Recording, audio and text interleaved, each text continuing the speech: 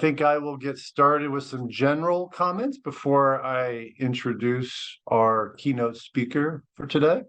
So on behalf of the Cobra of Opioid and Overdose in Rhode Island, the West Virginia Clinical Translational Science Institute, the West Virginia IDEA Network and Biomedical Research Excellence, the Rural Drug Addiction Research Cobra in Nebraska, and the Center for Addiction and Disease Risk Exacerbation at Brown University, we welcome you to the 2023 Symposium on Substance Use Research.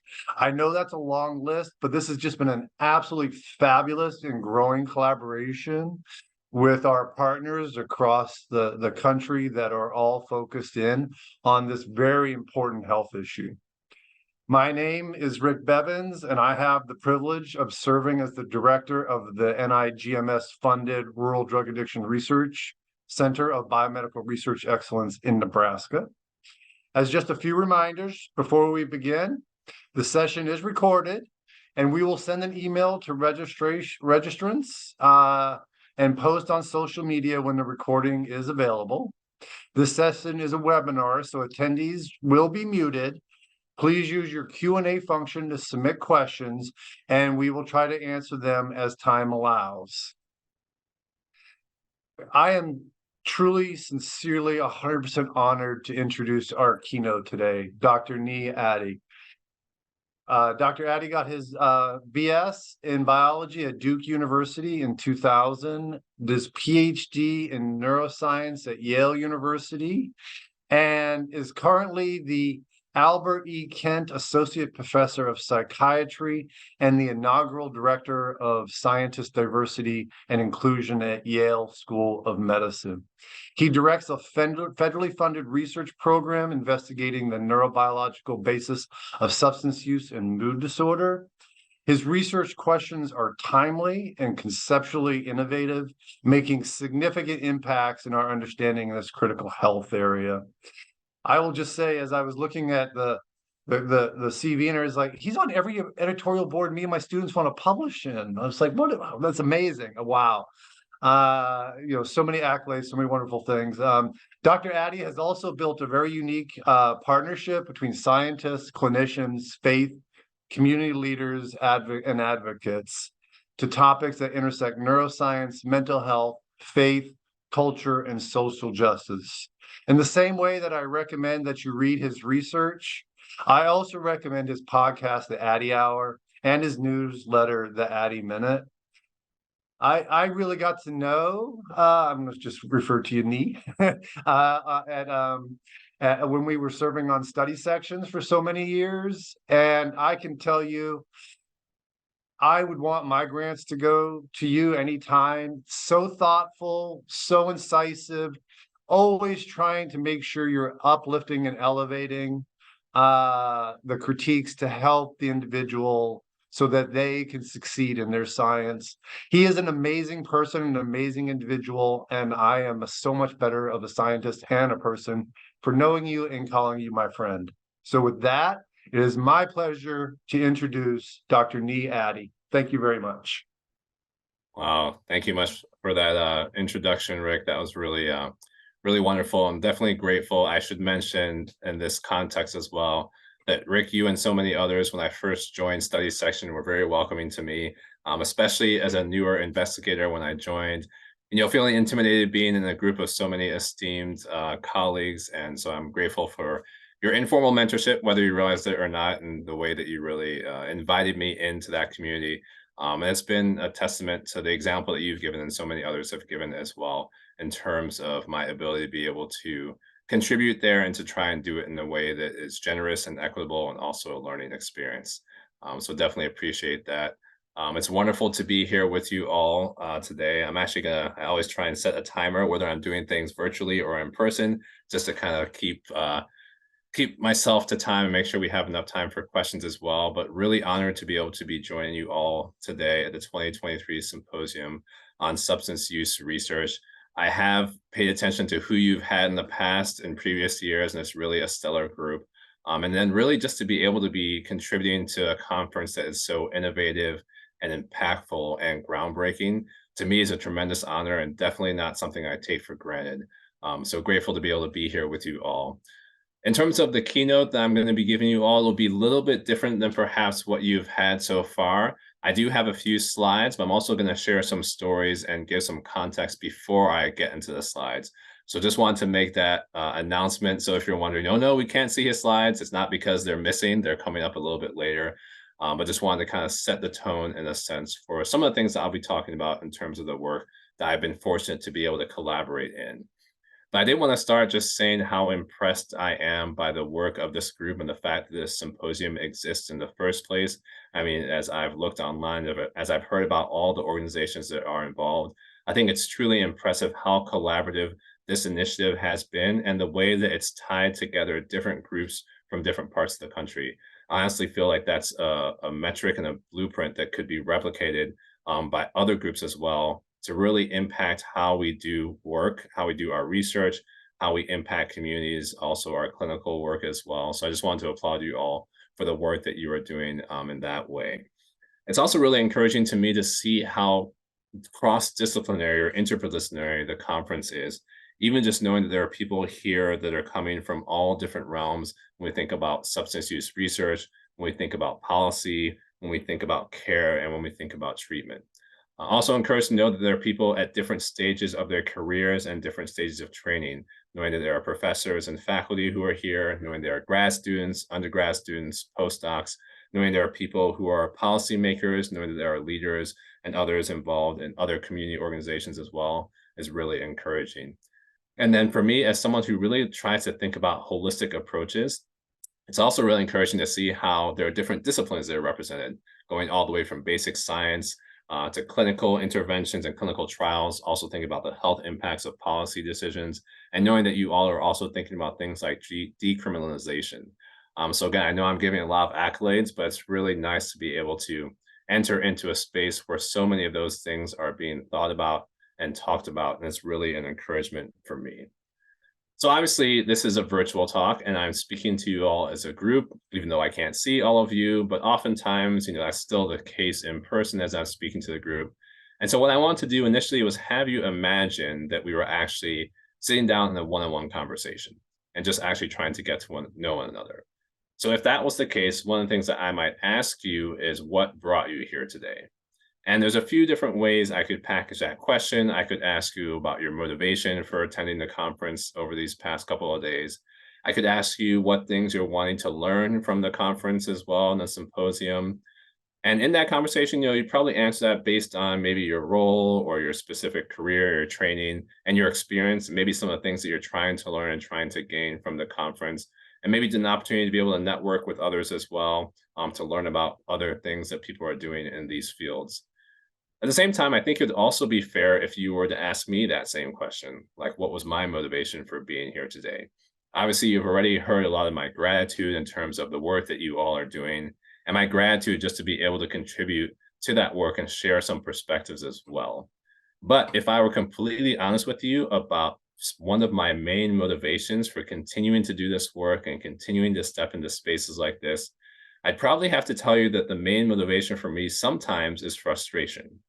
I know that's a little bit of an odd way to start out a keynote and maybe not the most positive introduction that you'd be expecting, but I think it can be constructive because it really gives you a sense of some of my motivation in doing this work as well. And so to highlight that, I just wanted to share a couple of stories with you. One of them happened probably about 6 or 7 years ago. I was giving a talk, an invited talk at a university where I was actually invited to give comments and be part of an event about mental health, neuroscience, and faith. And so during the introductory remarks, I was basically talking to a group of undergraduate students about some of the work that we do in the lab, specifically looking at aspects of anxiety, depression, and addiction. I was also paired with a clinical psychologist on campus who worked in the counseling center there. And so after my opening remarks, we basically had a time of open discussion, Q&A, forum-style discussion with the students in the room. And it was a really positive experience, really generative questions and conversation. But one of the questions that really stuck out to me that I still think about to this day was from a student who I later learned was actually studying neuroscience. So she's already thinking a lot about brain biology, about processes in the brain that impact behavior. But she asked a question because she was having a hard time trying to help one of her aunts navigate through some mental health challenges. In particular, I think her aunt was struggling at the time with depression and anxiety. And her aunt was basically being told by certain individuals that the only reason she wasn't getting better is because she wasn't praying hard enough. So for me as a neuroscientist, that was very frustrating to hear. Now, as a person of faith, I was encouraged to know that she was using a spiritual practice of prayer, but I was really discouraged that she was basically being suggested to ignore all the other tools that we have at our disposal, from things like counseling, or social work, or psychological tools, or psychiatric tools, or neuroscience, all those other pieces. And I mention that because I've also heard those comments when people are navigating through addiction as well. Now, fast forward a few years later, this time I was actually teaching medical students and talking about some of the research that we do in the lab. So, describing our basic science research, looking at how cues can induce craving, some of the neurochemical changes that happen, and how that can lead to a state of relapse in the individual who might be trying to limit their substance use or trying to abstain. And so, in this setting, we were talking about those neuroscience principles, had a student who raised their hand and said, "Oh, this is all well and good. But what are we supposed to do with those people who think that belief in a higher power or spiritual practices or being part of a faith community can help them navigate through their addiction?" So I heard that, and again, I was frustrated. Now I had someone who was paying attention to neuroscience, but being dismissive of the power of being part of a community, particularly being part of a faith community, and all the evidence showing that there can be benefits as to help people navigate through mental health challenges in those communities. Now, you might be hearing me sharing these two stories, and you might be thinking, okay, well, it sounds like Dr. Addy has some issues that he has to work with and work through in terms of things that really irritate him. That's probably true.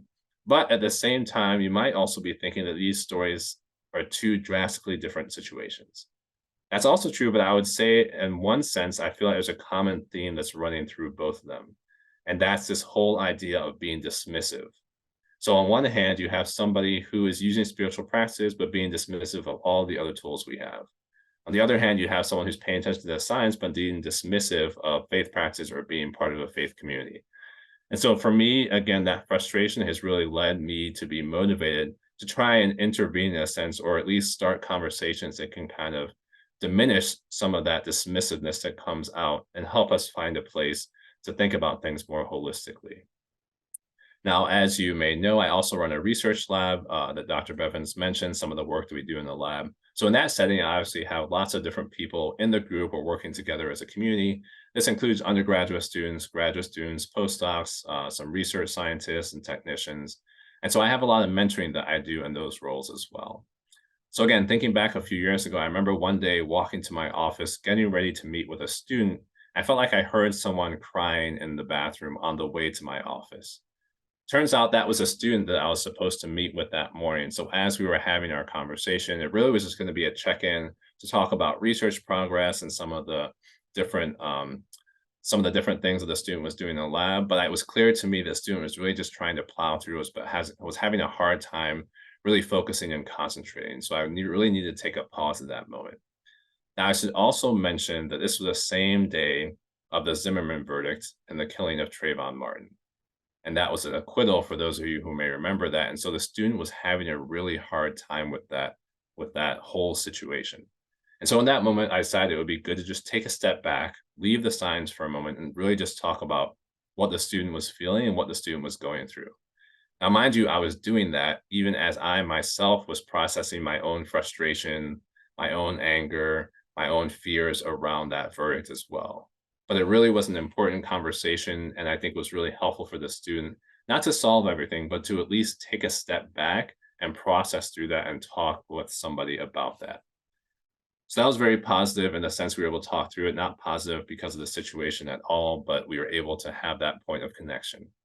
But what happened next was pretty surreal for me. So I had to go to another meeting after that, a meeting with other faculty members.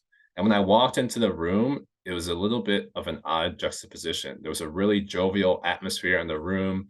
People were smiling, just kind of checking in with each other, seeing how everybody was doing. It was almost as if nothing had touched our national public conscience when I walked into that room. And at that point in time, I really didn't feel courageous enough to actually tell people how I was really feeling in that moment. So I mentioned this just to say that we have to pay attention to those pieces as well.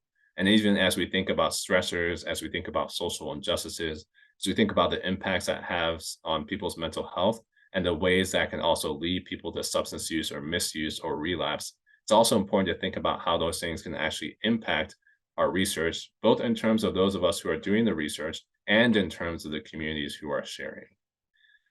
So obviously a lot of frustrations, but thankfully I haven't stayed in that place of frustration. I've also tried to be proactive, as I mentioned, and to have conversations and to perform work that will actually address some of these challenges. So that was actually one of the reasons that I started the Addy Hour podcast back in 2021. And as Rick mentioned, those have been really generative conversations as we've been able to welcome guests from so many different walks of life, including scientists and clinicians, but also politicians, faith leaders, community members, mental health advocates, professional entertainers, political pundits, professional athletes, and to hear from different people's perspectives. At the same time, when I started those conversations, sometimes I'd still hear the comment, people would say things like, well, you're a basic scientist. Why are you talking about those things? So again, still running into some of that frustration and some of that hesitancy that people have had. But fortunately, I haven't stayed in that place of frustration.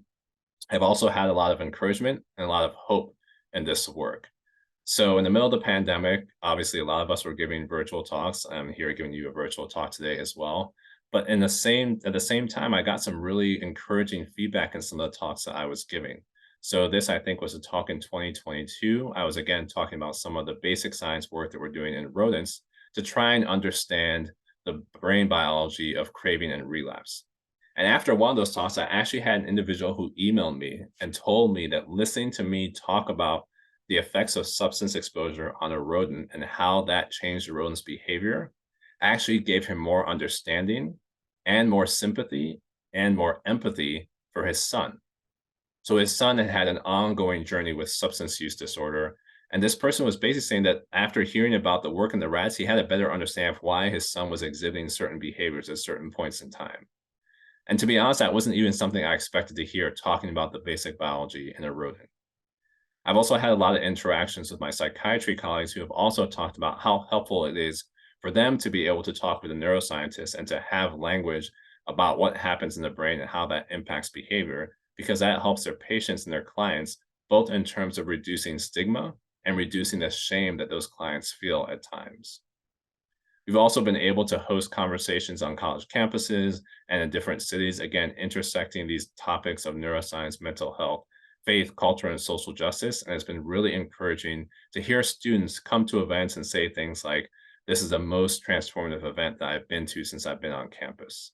We've had some of those events in different cities, and people have come and said that they've been waiting for these conversations for 20 years.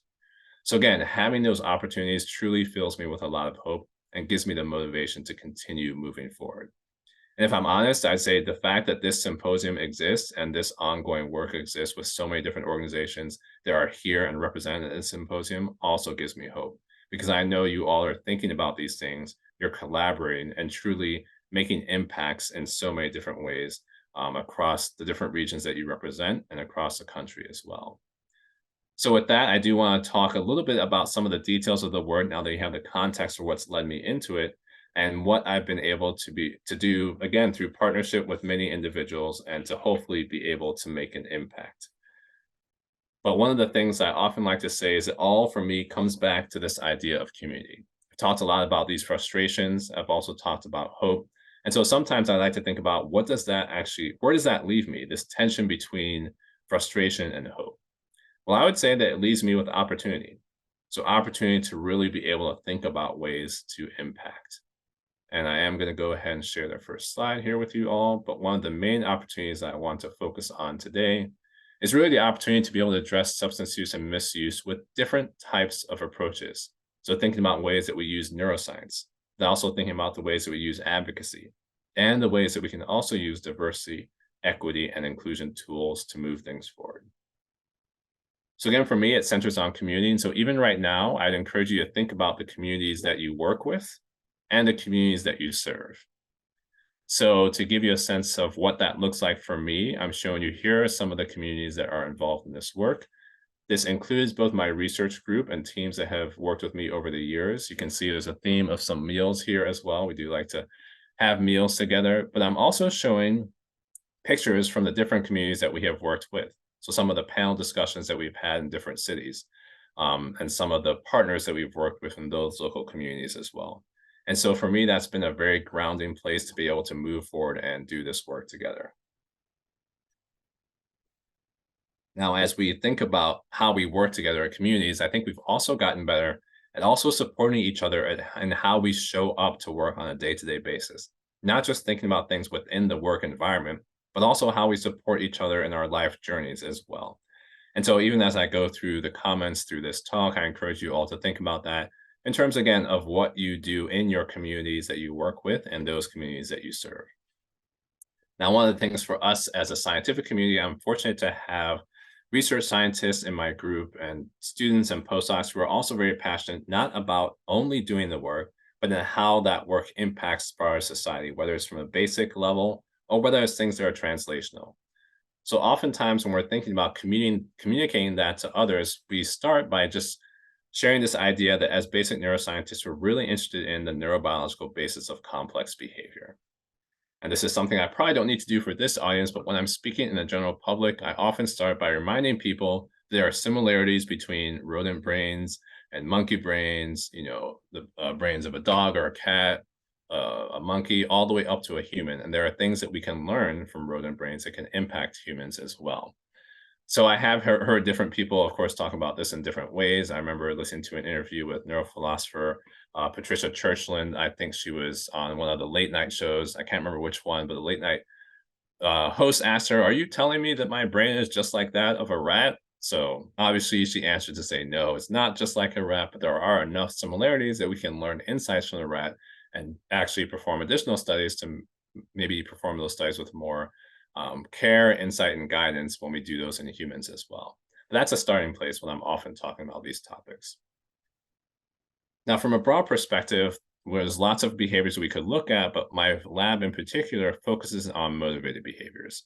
So here I'm giving a little bit of an oversimplistic definition, but we can think of motivated behaviors as seeking things which are good or beneficial, in other words, rewarding and positive, and avoiding things which are negative or aversive.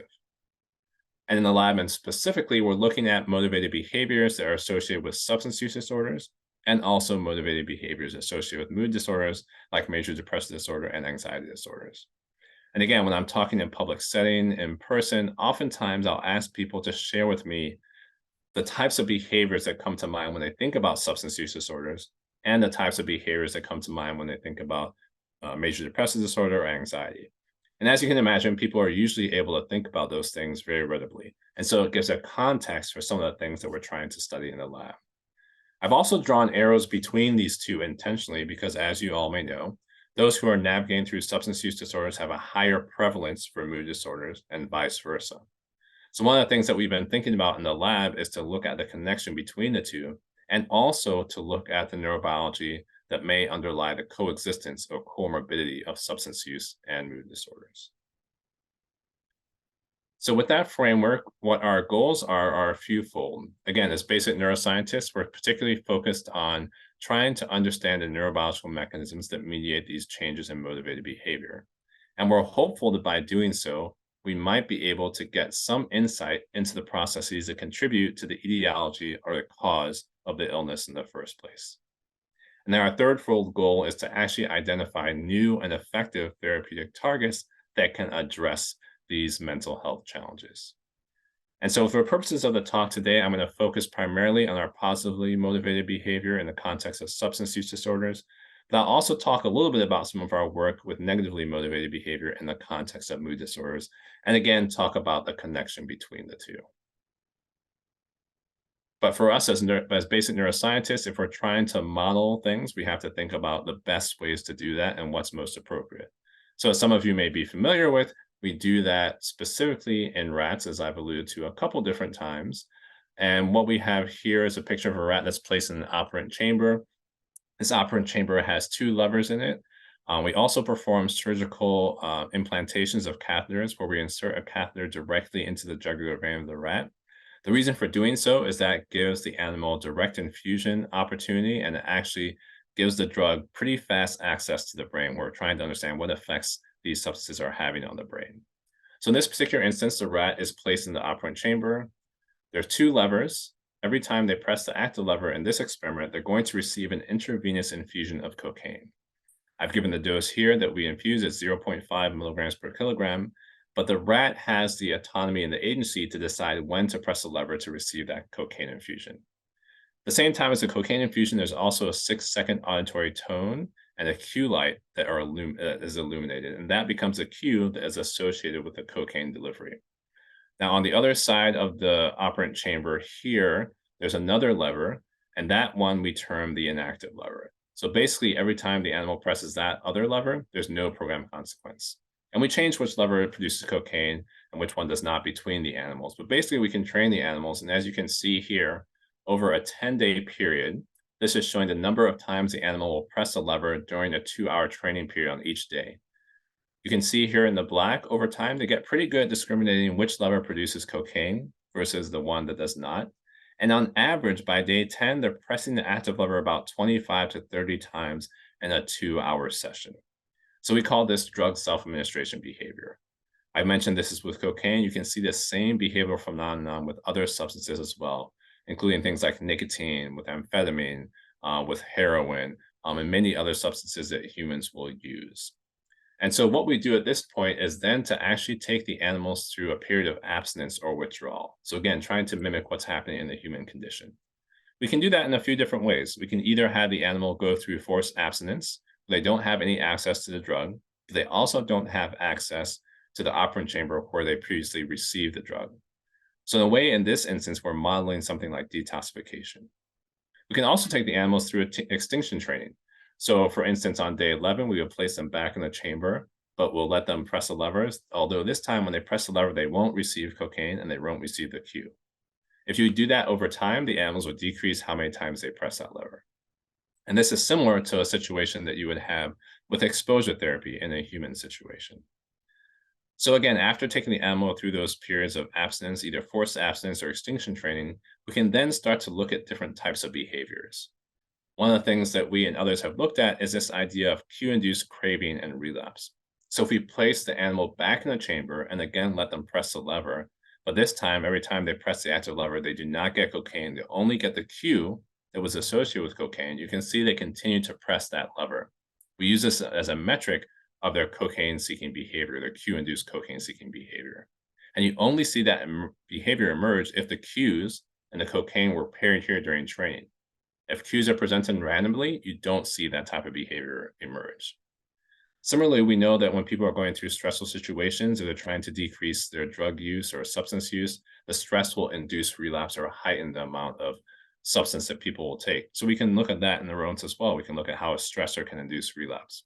We can look at what happens if they're exposed to the drug one more time and how that also leads to relapse behavior. We can look at aspects of withdrawal.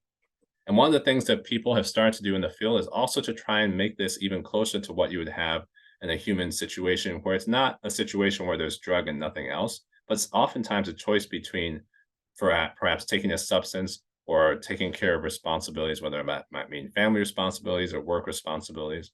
And so people are setting up paradigms to actually look at choice behavior.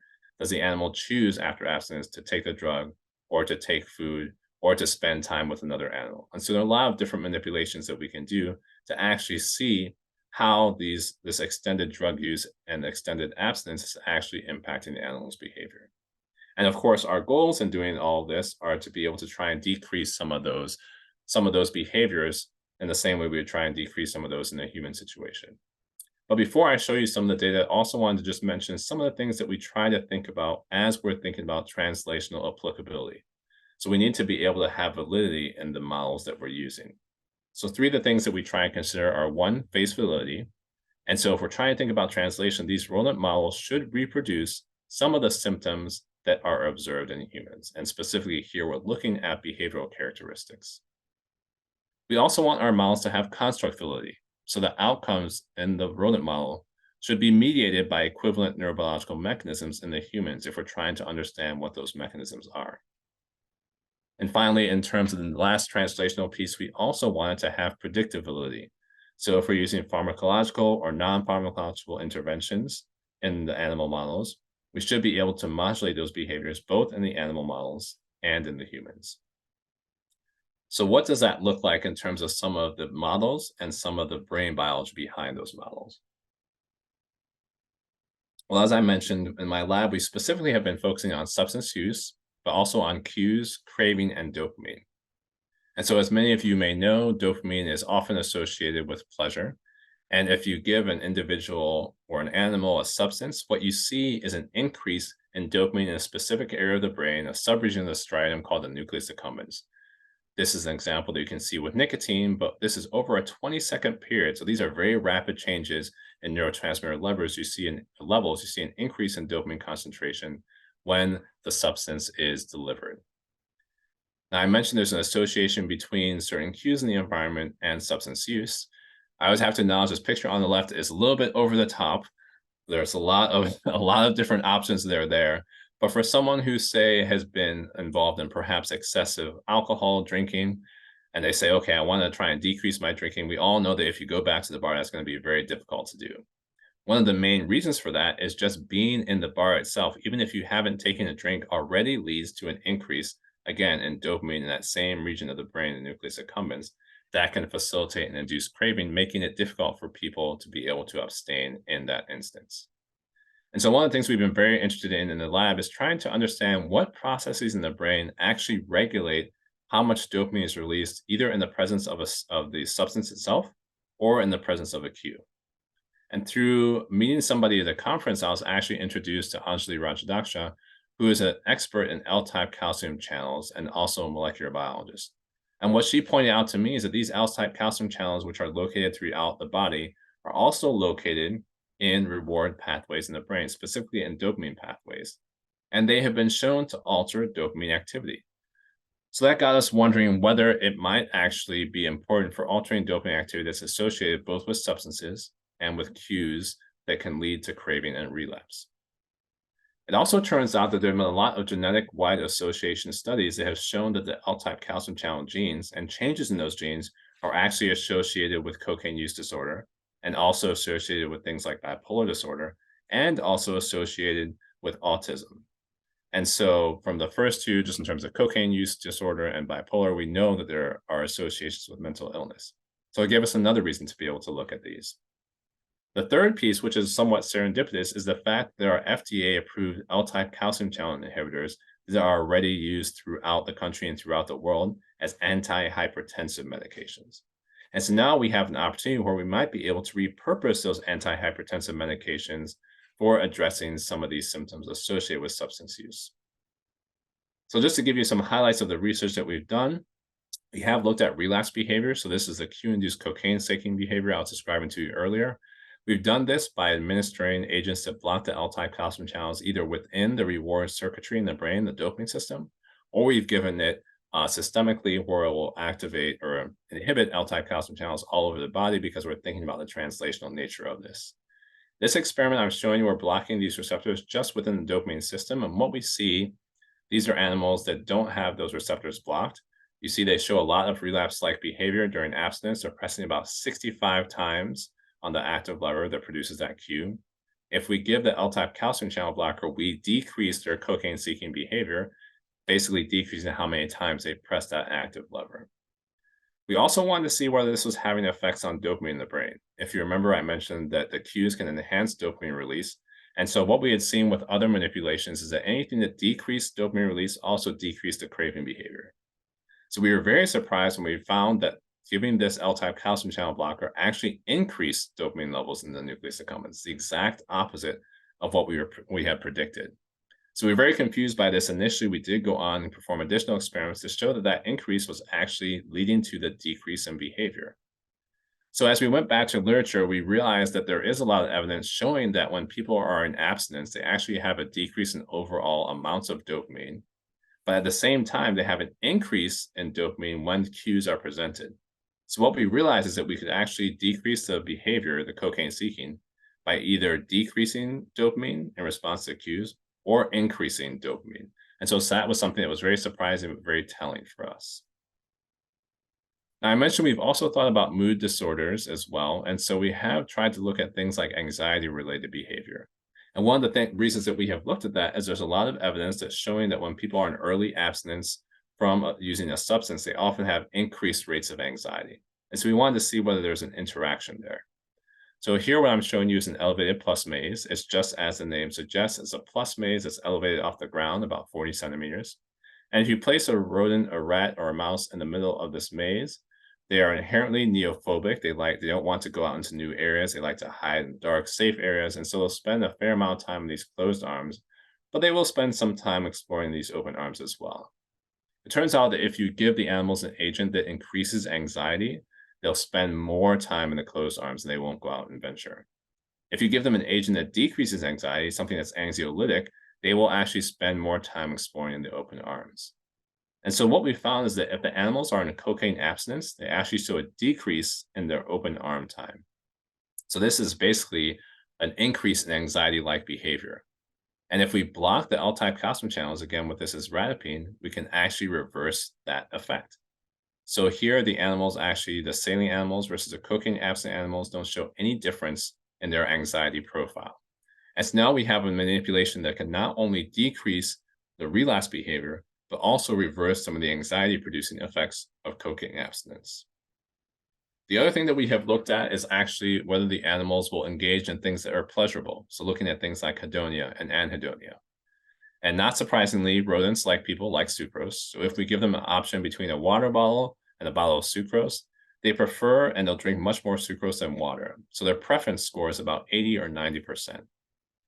Again, if the animals are in cocaine absence, they actually decrease their sucrose preference, but we can reverse that if we block the L-type calcium channels. So this work has been pretty exciting to us and very robust to see. Again, this is all in rodents, but now we're actually setting up collaborations with our clinical colleagues to look at individuals who are navigating through substance use and those who are navigating through anxiety and depression, or both, to see whether these manipulations, this L-type calcium channel inhibitor, can also reverse some of the behaviors in those individuals. And then we'll use imaging to look at different brain regions that are involved and to try and understand whether it's doing that through the same effects on dopamine that we're seeing in the rodents as well. The other piece that I'll mention is a lot of the behaviors that I've shown you here are similar types of behaviors that we see after chronic unpredictable stress, which is often used as a model for symptoms of major depressive disorder. And so we may have an opportunity for this repurposing, not only to reverse some of the effects and alleviate some of the symptoms associated with substance use disorder, but potentially with mood disorders as well. The additional piece I want to mention in terms of the behaviors that we use is an effort-related choice paradigm. And this behavior is unique because it gives us an opportunity to be able to, again, translate from a rat to a human, but then also to translate back to the rat. And I'll show you why momentarily. The other reason we're looking at this is changes in motivation are very often associated with both substance use disorders and mood disorders. So in this paradigm, we can basically see and examine the rat's motivation to work hard to obtain something that they enjoy. So here in this instance, the animal has an access or option between freely available rat chow here, or they can press this lever 5 times to receive what they prefer, which is a nice sucrose pellet. And so if you train the animals in this task, they'll spend a fair amount of time taking the freely available chow, but they also spend some time working hard for that high effort reward, that sucrose pellet. It turns out that you can adjust the behavior by modulating the dopamine system. So if you deplete dopamine, the animals will not work very hard. They'll just take the freely available chow. If you increase the amount of dopamine, they'll actually work hard, press that lever 5 times to receive 1 sucrose pellet, and do that over and over again. Now, again, it turns out there's a human analog of this test known as the effort expenditure reward task. And so in this task, basically people are able to use their dominant pointer finger to receive a low monetary reward, or they can use their non-dominant pinky to receive a higher monetary reward. And it turns out that individuals who are experiencing major depressive disorder or anhedonia, like the rats, show a decreased reward sensitivity. They won't work as hard for the high effort reward. And again, similar to what we see in rodents, if you enhance dopamine levels, people will also work harder for the high effort reward. So this, again, gives us an opportunity to be able to see whether what we find in the rodents can actually change behaviors in humans. And then sometimes if genetic-wide association studies or other studies identify specific genes in humans that seem to be implicated in motivation, we can then go back to the rodent model, manipulate those genes, and see how that affects the behavior. So just to give you a little bit of a sense of how we look at some of these behaviors, Here we were looking at the effort-related choice paradigm and specifically focusing on what happens when the animals are exposed to an agent that increases acetylcholine levels in the brain. The reason that we use this is there's a hypothesis that that might underlie depression. All the way back in the 1960s, there were specific pesticides that migrant farmers were using that actually increased acetylcholine levels in the brain, and they saw a lot of depression-like symptoms in these individuals, unfortunately. But that led to this hypothesis that that might underlie some of these behavioral effects of depression. And so what we've done here is to use that same agent and to ask how that changed behavior in the effort choice paradigm. So this is all comparative data, but basically we have the animals here at 100% baseline, choosing between the chow and working hard for the freely available or for the high effort reward. If we increase acetylcholine, they decrease their lever pressing, so they don't work as hard for that high effort reward. If we block a specific cholinergic receptor in the brain, they don't show that decrease. And it turns out that if we also have increased acetylcholine but block that acetylcholine receptor, we can also prevent the decrease in behavior. So this is one of the ways that we're trying to get mechanistic insight into what's happening in the brain that allows these behavioral changes to occur. We also looked at dopamine levels because we wanted to see whether dopamine was contributing to these behaviors. There's a lot of information on this slide, but the bottom line is that all these manipulations did not change these dopamine levels whatsoever. And we're looking at the same area in the brain that I mentioned to you previously in our substance use disorder related paradigm. And we also looked at this in males, and what we found was the following. So again, if we increase the amount of acetylcholine in the brain, we can decrease their effort-related choice behavior. No effect if we block those muscarinic acetylcholine receptors themselves, a specific subtype. But if we block those same channels while we've increased acetylcholine, we actually see a very different response. The animals do indeed work harder for that high effort reward, but much higher than they did at baseline. And it turns out that these animals here also show a dramatic increase of dopamine in that nucleus accumbens region of the brain. So one of the reasons that I wanted to show this slide too is because it highlights a differential effect between males and females. So blocking these receptors did reverse the behavioral effects of increased acetylcholine in both the males and the females, but in the males, that effect was much higher at that dose that we used. It also seemed that that was also implicating the dopamine system in the males and not in the females.